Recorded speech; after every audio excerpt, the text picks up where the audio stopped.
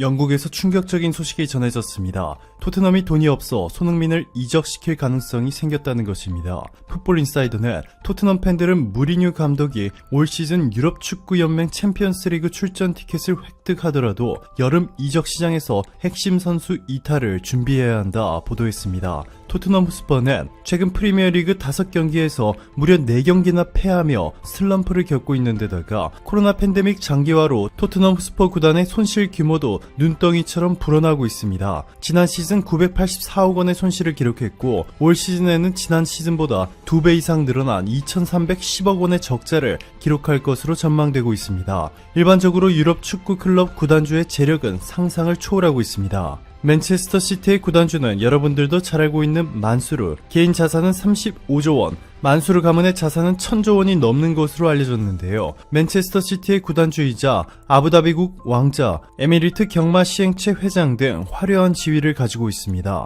첼시의 구단주는 로만 아르카디예비치 아브라모비치, 러시아 출신의 석유 재벌이죠. 러시아 부자 순위 9위로 재산만 12조 원이 넘습니다. 이외에도 아스날 구단주 스탠 크랭케, PSG 구단주 나셰르 일 켈라이피, 잘츠부르크 구단주 디트리히 마테셰츠 등 모두 전 세계에서 아주 유명한 부자들입니다. 토트넘 구단주도 돈은 많습니다. 조 루이스 애닉 그룹 회장이 바로 토트넘의 구단주로 재산은 6조 원에 육박합니다. 1,500억 원짜리 요트도 보유하고 있죠. 자, 그런데 조 루이스 회장은 소문난 짠돌이로 알려졌고, 게다가 그가 운영하고 있는 애닉 그룹은 스포츠 미디어와 레저에 전문적으로 투자하는 회사입니다. 이번 코로나 팬데믹이 장기화되면서 엄청난 타격을 받았고 토트넘 후스퍼도 이번 시즌에 2,300억 원이 넘는 적자를 기록할 위기에 놓였습니다. 짠돌이라는 별명을 가진 조 루이스 회장이 월드클래스로 성장한 손흥민 선수에 대해 주급 2억 9천만 원에다가 성과급에 관한 보너스를 지급하겠다는 조건의 계약은 승인했지만 손흥민을 세계 최고급 선수라 인정한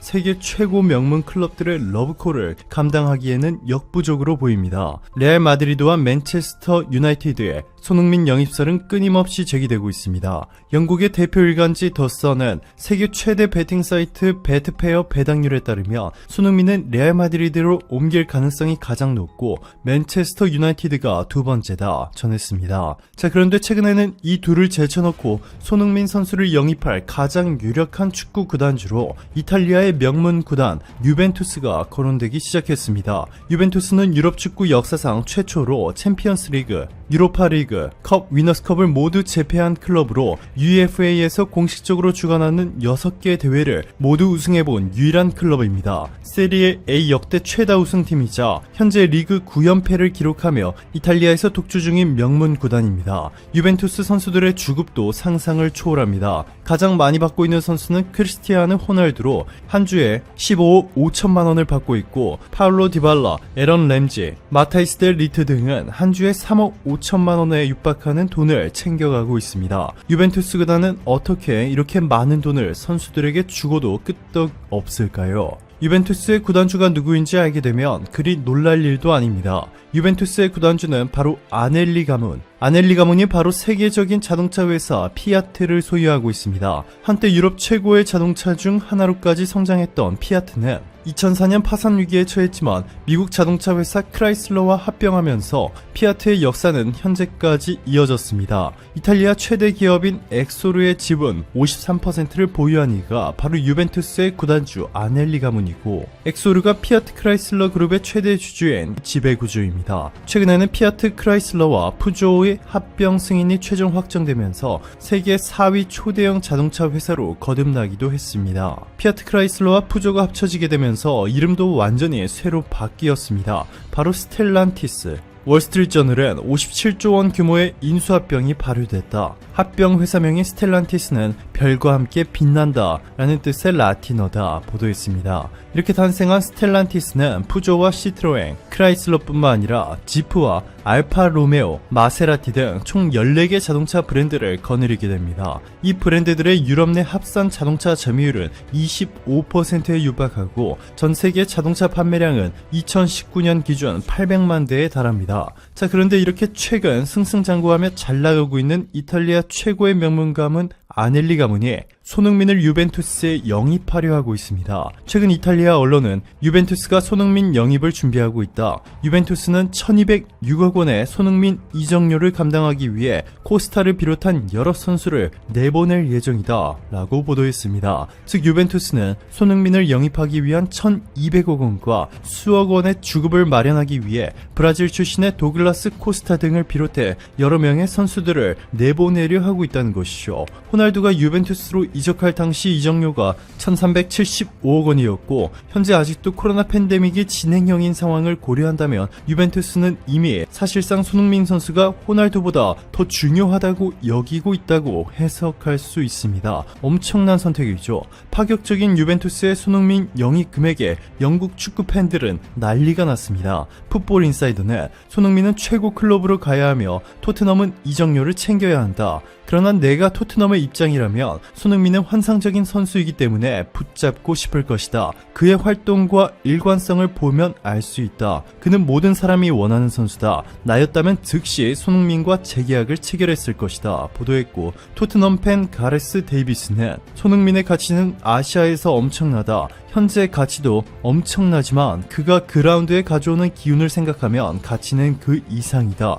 개인적으로 아시아 선수로서 아시아의 신과 같은 위상에 비추어 손흥민의 가치는 2300억 원을 좋게 될 것이다 전했고 다른 토트넘 팬은 도저히 받아들일 수 없다. 토트넘이 손흥민을 판다면 가장 멍청한 짓이 될 것이다. 라며 결사반대를 외쳤습니다. 또 다른 팬들은 손흥민이 케인처럼 토트넘에 남아줬으면 좋겠지만 이제 손흥민도 커리어에서 우승을 할 때가 됐다. 손흥민이 떠난다면 슬프지만 우리가 당장 우승할 수 없기에 그를 탓할 수 없다. 손흥민을 잡고 싶지만 토트넘은 그를 잡을 여력이 없다. 라며 토트넘 구단이 현실적인 어려움 때문에 손흥민을 유벤투스에 넘길 수도 있는 상황에 대해 망연자실하고 있습니다. 조금 더 극단적인 반응을 보인 영국인 팬도 있었는데요. 글로벌 레딧의 토트넘 팬페이지에서 한 팬은 조세 무리뉴 토트넘 감독이 손흥민에게 굿바이 라고 말했다는 기사를 보고 난 거의 심장마비가 올 뻔했다. 다행히도 이건 제목 낚시 기사였다. 기사 내용은 전혀 달랐다. 라며 안도의 한숨을 쉬었습니다.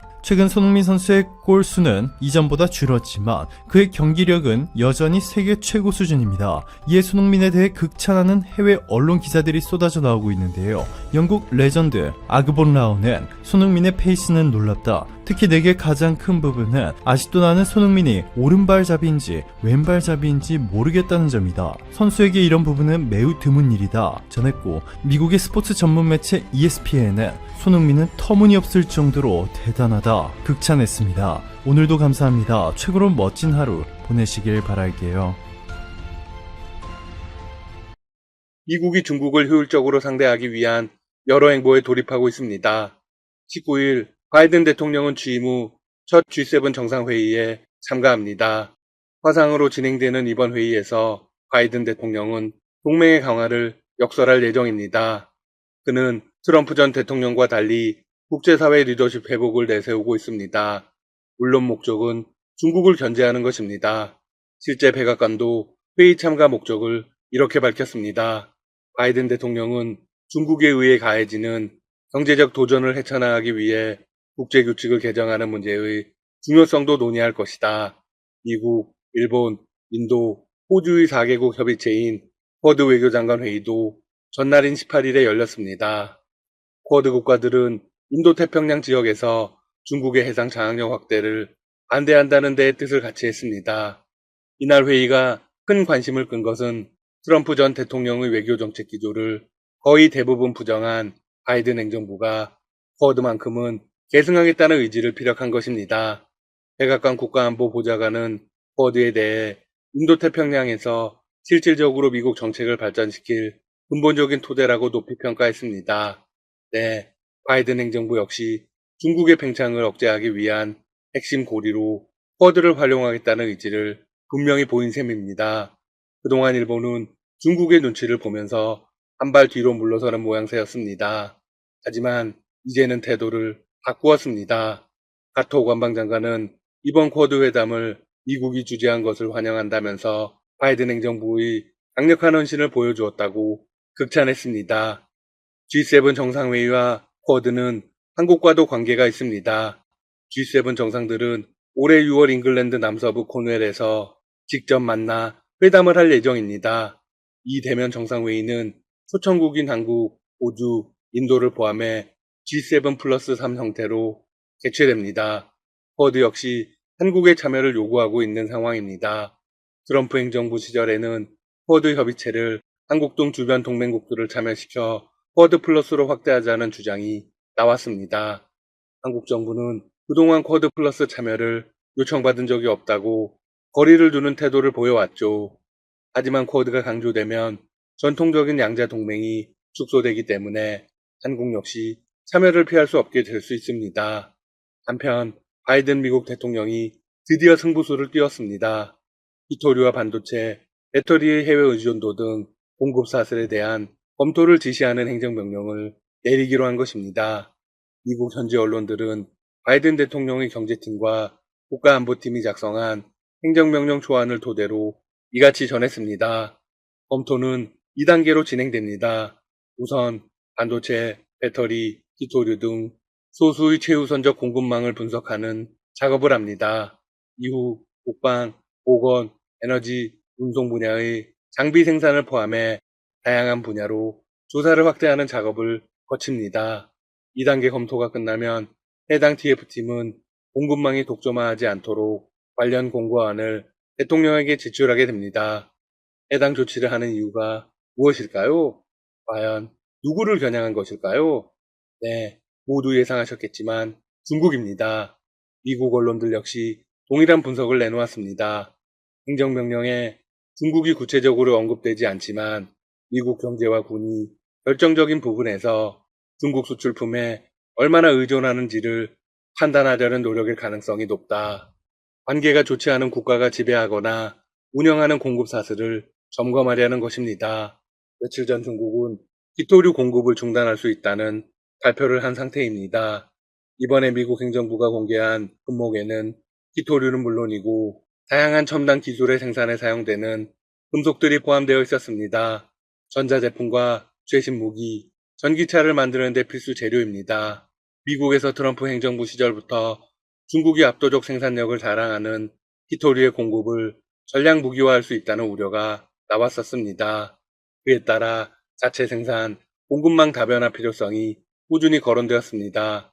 실제로 미국은 중국이 히토류 공급을 끊으면 자국 경제에 엄청난 파괴적 영향을 미칠 것이라고 예측하고 있습니다. 따라서 바이든 대통령이 이런 선택을 내렸다는 건 사실상 중국산 히토류를 퇴출시키겠다는 의지로 볼 수 있습니다. 그동안 중국은 미국과의 갈등이 생길 때마다 히토류 카드를 꺼내들었습니다. 사실상 자신들이 가지고 있는 최고의 전략 무기인 셈이죠. 바이든 대통령은 더 이상 끌려다닐 수 없다는 판단을 한 듯합니다. 한국도 비슷한 일을 당한 적이 있습니다. 일본은 한국 대법원 판결에 대한 보복으로 반도체 핵심 소재 수출을 제한했습니다. 그 결과는 어떨까요? 네, 한국은 여전히 반도체 강국이지만 일본 기업들은 큰 피해를 받았습니다. 한국이 놀라운 속도로 국산화에 성공하고 있기 때문입니다. 앞으로 모든 핵심 소재와 장비의 국산화를 추진하고 있습니다. 저는 일본에 의지하지 않겠다는 것입니다. 미국도 마찬가지입니다. 미국은 중국과 첨단 패권 경쟁을 벌이고 있습니다. 더 이상 중국에 의지하지 않을 가능성이 높습니다. 미국은 히토류 채굴을 할 수 있는 모든 기술과 소스를 가지고 있습니다. 한편 히토류와 더불어 검토 대상에 오른 반도체와 배터리는 한국이 세계 시장에서 우위를 점한 수출 품목입니다. 최근 공급난이 현실화하거나 수급난 우려가 제기된 바 있습니다. 차량용 반도체는 수급 문제가 심각한 것으로 보고되고 있습니다. 이에 따라 백악관이 자동차, 반도체 업체들과 잇따라 회의를 여는 등 차량용 반도체 부족 문제 해결을 위해 적극 나선 상황입니다. 미국은 이와 별개로 중국의 반도체 생산 기술이 발전하자 중국의 급부상을 견제하기 위해 동맹과 우호국을 중심으로 대응책을 모색할 것이라는 관측도 나오고 있습니다. 한편 미국과 중국의 경쟁이 세계보건기구 WHO, 세계무역기구 WTO 등 국제기구 장악력 전쟁으로 번지고 있습니다. 바이든 행정부가 자국 우선주의를 철회하고 다자주의 복귀에 본격 시동을 걸면서 중국도 이를 견제하는 모양새입니다. 주요 외신들에 따르면 미중 양국은 지난 18일 화상으로 열린 유엔 안전보장이사회에서 설전을 벌였다고 합니다. 미국의 WHO 복귀 및 코로나19 협력 등을 놓고서입니다. 이 국무장관은 미국이 이달 말까지 WHO에 2억 달러, 단화 약 2,200억 원 이상의 금액을 낼 것이라고 밝혔습니다. 트럼프 대통령은 WHO 탈퇴를 선언했고 그동안 분담금도 내지 않았습니다. 하지만 바이든 대통령은 곧바로 WHO 복귀를 추진하고 있습니다. 이에 중국이 발끈하는 이유는 미국의 복귀가 자신들의 입지를 좁히는 것이기 때문입니다. 중국은 자신들을 다자주의 수호자로 규정하며 국제기구에서 미국의 역할을 대신하려고 애를 써왔습니다. 아직 임기가 1년 5개월가량 남은 WHO 수장 선출에 대해서도 미중 양국의 영향력 여부가 벌써 주목되고 있습니다. 현 게브레여수스 WHO 사무총장은 친중국 성향입니다. 또 다른 국제기구인 WTO에서도 미중 간 경쟁이 예상되고 있습니다. 중국이 지지한 오콘조 이웰라 전 나이지리아 재무장관이 WTO 사무총장에 올랐기 때문입니다. 무게는 중국으로 쏠렸다는 게 현재까지 진단입니다. 미국은 끝까지 유명희 한국산업통상자원부 통상교섭본부장을 지지했습니다. 지금까지 닥터시사TV였습니다. 여러분 시청해주셔서 감사합니다. 구독과 좋아요 부탁드립니다.